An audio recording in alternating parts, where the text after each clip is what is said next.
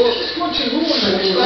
Vai, Wallace. Tá gravando. Aí você compra dois móveis, mas não sabe onde colocar. No eixo da frente ou no traseiro? Dê a volta. Quando acontece algum problema, uma das rodas dianteiras, um estouro no pneu, Vai de novo. o carro pode sair perigosamente da trajetória.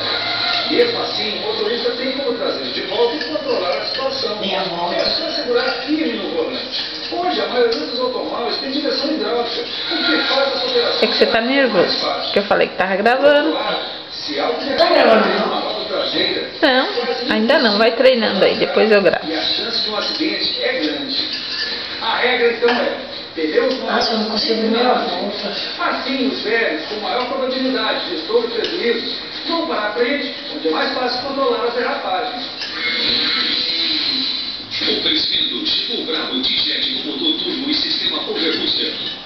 Se você vir um BMW com a letra M atrás, pode saber que o motor é nervoso. A montadora alemã acaba de trazer para o Brasil o BMW 1M Coupé, mais um representante da família M, que identifica a divisão esportiva da marca Motorsport.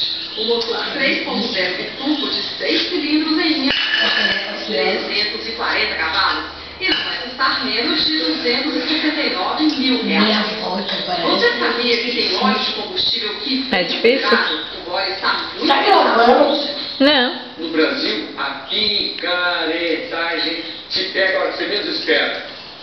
Os motoristas são preocupados com combustíveis adulterados. Gasolina, álcool, diesel. Dê a volta. A ANP divulgou uma pesquisa Aí. agora. Ela fez uma fiscalização pelo país e os resultados são os seguintes. Combustíveis adulterados, 2 a 3% do que se vê por aí. Óleo lubrificante, óleo do motor adulterado, que não tem as características anunciadas no rótulo. Quase 20%, eu disse. Quase Cataralho. 20%, ou seja, uma em cada 5 latas do óleo lubrificante pode vir a fundir seu motor, com incalculáveis prejuízos no bolso. Visto é que você está preocupado com a picaretagem errada?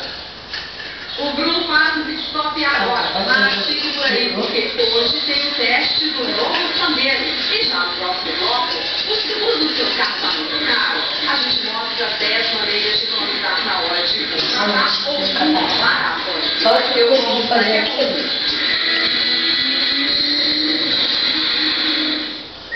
Avisa quando estiver gravando, tá?